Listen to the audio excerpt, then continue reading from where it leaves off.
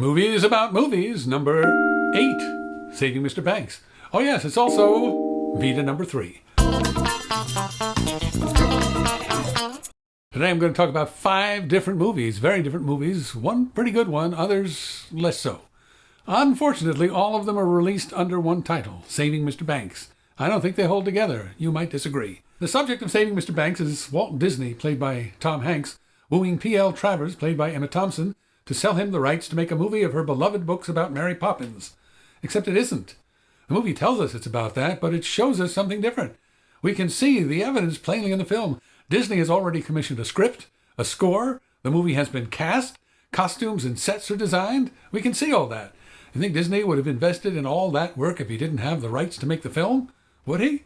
A little Googling turns up the fact that yes, he did have the rights. But the deal he made with Mrs. Travers, concluded long before the period covered by the film, gave her script approval. That's what's being negotiated here, script approval. So why don't they just come out and say that? Well, the screenwriters of Saving Mr. Banks, Kelly Marcel and Sue Smith, have their reasons for fudging this. I'll get to that. Saving Mr. Banks is 4 distinctly different movies, shoehorned together. Of course, the ghost of a 5th. The original Disney film of Mary Poppins, starring Julie Andrews, and the impeccable Cockney stylings of Dick Van Dyke. I'm sure the filmmakers intended all these strands to weave together into a whole, to complement and illuminate each other, but I don't think they do. Sorry. This isn't Shakespeare using the Fortinbras story to comment on the Hamlet story. It's not even a Mad Men episode where different story threads all illustrate aspects of a single theme. By far, the best of the movies that make up Saving Mr. Banks is the one that takes place in what they call the rehearsal room. It's the story of a proper, formal, controlling author from London clashing with a team of Disney staff writers. She's there to approve their script and their songs, and she clearly does not approve of the script or the songs, or even the idea that there should be songs in the movie at all. Emma Thompson, as P.L. Travers, is bristling, funny, in command. She has a long list of demands, some ludicrous and arbitrary, others quite sensible. She uses her rapier wit against the mushy, informal earnestness of the Disney creative team. Bradley Whitford as screenwriter Don DeGrady, Jason Schwartzman and B.J. Novak as the songwriting Sherman Brothers. Confession, guilty pleasure.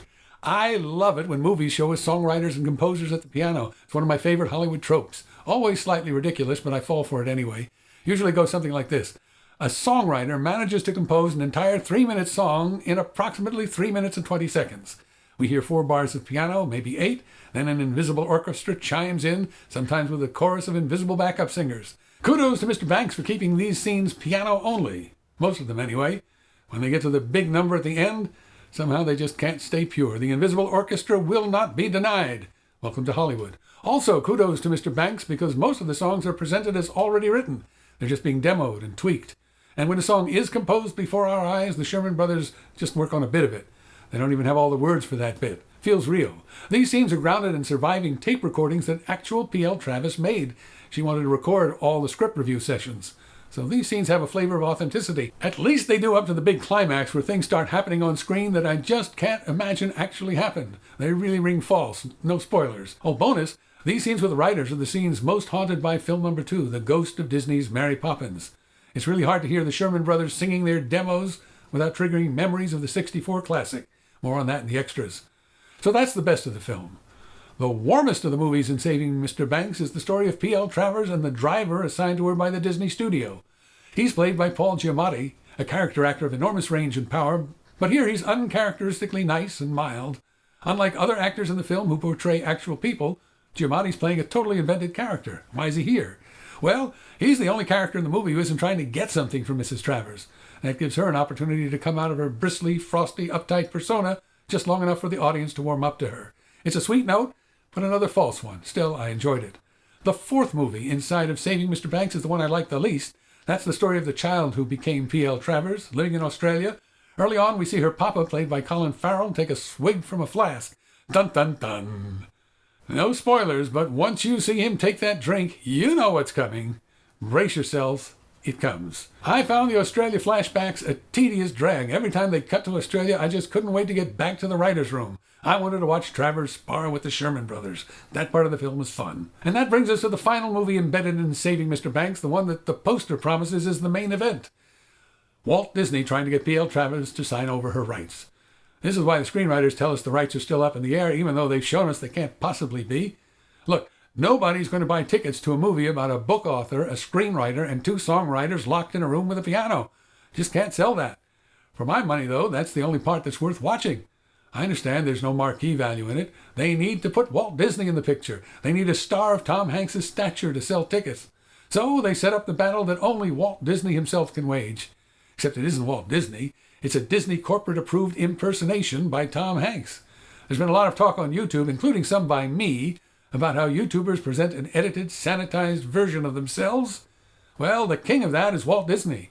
I grew up when Disney had a weekly TV show. First Disneyland on ABC, then The Wonderful World of Color on NBC. Every week we had a visit from Disney's carefully manicured false version of himself. And Tom Hanks's false version of Disney's false version of himself just left me feeling I was looking at a bad Xerox of a fake. Little truth-telling. Walt Disney didn't win those rights by charming Miss Travers with stories of his childhood or saying he had made a promise to his daughters. He won those rights by upping his bid. He paid her $100,000 and offered her 5% of the gross. That's almost $800,000 in today's money. I'm pretty sure it's more money than Walt Disney ever paid in his lifetime for literary property. Mrs. Travers became a millionaire from the deal. The film shouldn't have been called Saving Mr. Banks. Should have been called Banking Mr. Royalties. Until next time, I'm Mickeleh. Clap your hands, everybody. Just clap your hands. DVD extras. In true Disney fashion, true to the man, true to the corporation, Saving Mr. Banks is released simultaneously with the 50th anniversary restoration of the original Mary Poppins on Blu-ray. They're basically collecting your ticket money to show you a commercial for another product. That's something Walt Disney himself pioneered. I can remember when Mary Poppins first opened, saw it at the Radio City Music Hall in New York. I was in college at the time, went with some schoolmates. On the way out, one of them started singing, "Feed the cats, tuppence a bird." Well, here's how I remember it. Charmed by the songs and the animation, as far as the story is concerned, I was a little bored. I haven't read the books. It seemed to me really odd that Mary Poppins, on her first day as a governess to the Banks children, would just send them off unsupervised into an unseen corner of a chalk painting on their own, while she hangs out and flirts with her boyfriend in another part of the chalk painting. Isn't that a little like the babysitter telling the kids to go off and play in the park while she stays behind and makes out with her boyfriend? Here's my previous VEDA. It's about how taking a narcotic made me miss VidCon. I'm also going to miss Summer in the City this weekend, but here's a video I made at last year's event. You can rate my British accents against Dick Van Dyke's. Bye now.